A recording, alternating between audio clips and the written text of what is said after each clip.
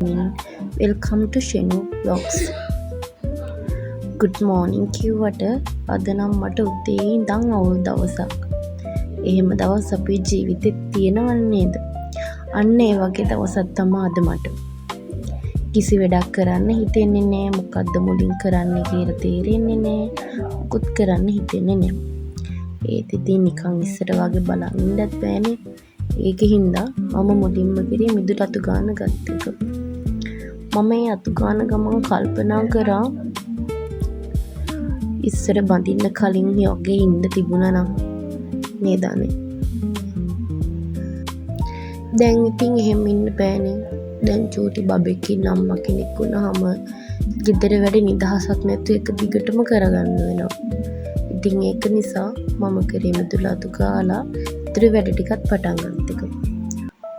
ඔව් මම අතු ගාන්නේ පිටිපස්සේ මිදුළු තමයි.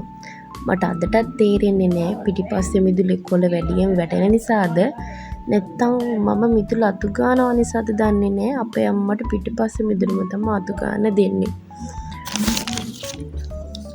උදේ වැඩ ටික පටන් ගනිද්දී එක දිගට නිදහසක් නැතුව වැඩ මිදුළු අතු ගාලා ගේ අස් කරලා අතු ගන්නවා. ඉතින් ඒ වැඩ කරද්දී මගේ ඔළුවට මෙන්නෙම විකාර අදහස්. ඇයි මේ අපි ජීවත් වෙන්නේ? ඇයි මෙච්චර මේ වැඩ කරන්නේ? ඉතින් නිදහසක් නැතුව වැඩනේ.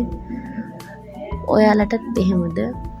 මම නම් දන්නේ නෑ. මට නම් පොඩි එක්කෙනත් එක්ක නිදහසක් ඉන්න හම්බෙන්නෙම නෑ දවල් 12 වෙනකම්.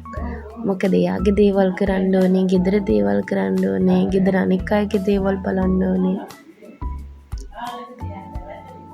වගකීම් වැඩි, යුතුයකම් වැඩි, වැඩ. ඒ වැඩ කරන වෙලාවට එක විකාර අදහස් ඔළුවට එනවා. ඉතින් මම කරන්නේ විකාර අදහස් ගැන හිත හිමින් ගෙදර වැඩ ටික කරගන්න එක තමයි. පොඩි එක්කෙනා නම් අම්මා ළඟට වෙලා එහාට මෙහාට දුව ඉන්නවා. ඒකින්ද හිමින් වැඩ ටික කරගන්නවා. අම්මා ඉන්න නිසාම හොඳයි. තනි ගෙදරක ජීවත් වුණා නම් ඇත්තටම මට යත් එක්කන් ඒ වැඩ ටික කරගන්න හරිම අමාරුයි. ඇත්තටම අපේ ජීවිතේ අම්මා නැත්තම් අපි කොයි තැනක ජීවත් වෙයිද? කොයි විදිහට ජීවත් වෙයිද කියලා මම හිතනවා. මොකද මම හැමදේම කරගන්නේ අම්මා නිසා.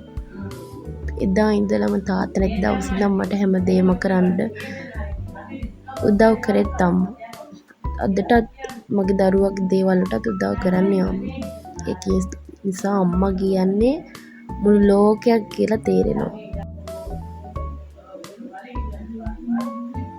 ඉතින් ඒ කොහොම හරි අද දවස ගත වුණේ මහ අවුල්ම විදිහට. උදේ නැගිටපු තැන ඉඳන් හවස් වෙනකම් මම ඔළුව අවුලෙන්මයි හිටියේ. හේතුවක් මොකක්ද කියලා දන්නේ නැහැ. මාර විදිහට අවුල්. ඒ අවුල ගැන හිත ගෙදර වැඩ කරනවා. ඒ කරගෙන ඉවර වෙලා ගේ අතු ගාලා හඳුන් කූරක් ගහන එක ඒක දැම්මට පුරුද්දක් කියලා. හඳුන් කූරක් ගැහුවට පස්සේ මට ගෙදරම සුවඳයි.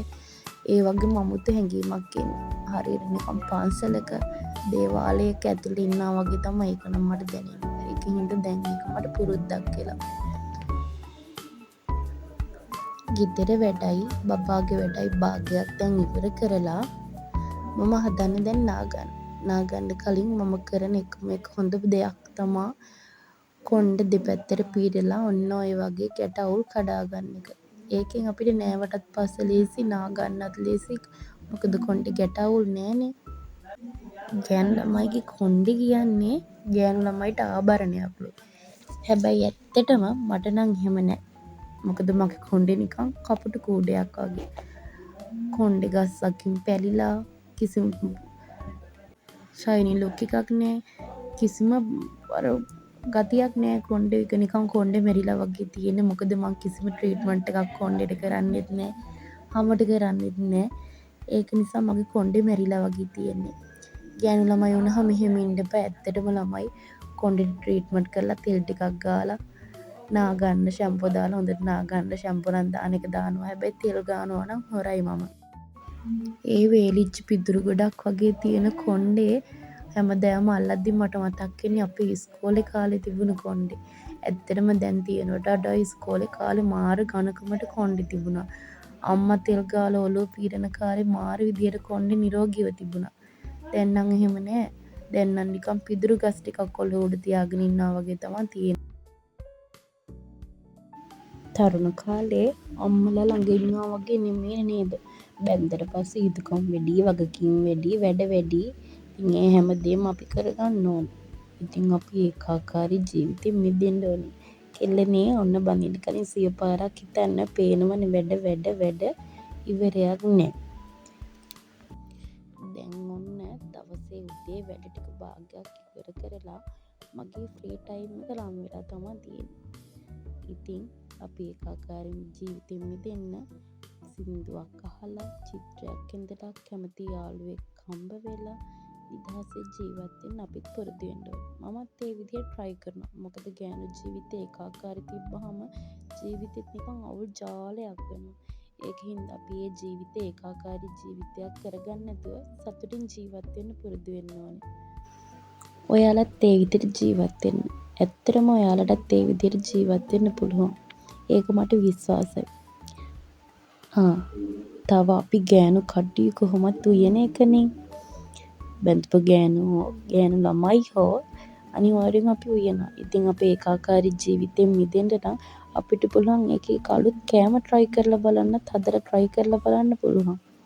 ඉතින් අපේ ජීවිතේම කොටසක් අපි ඒ වෙනුවෙන් වෙන් කරලා අපේ ඒකාකාරී ජීවිතෙන් අපි මිදෙන්න ඕනේ. දැන් ඔන්න මගේ කන ටයිම් එකත් ඇවිදින්, මගේ රෝසමල නිදියන වෙලාවත් ඇවිදින්. ඉතින් මගේ මේක ෆ්‍රී ටයිම් එක වුණාට මේක මගේ පාළුම වෙලාව.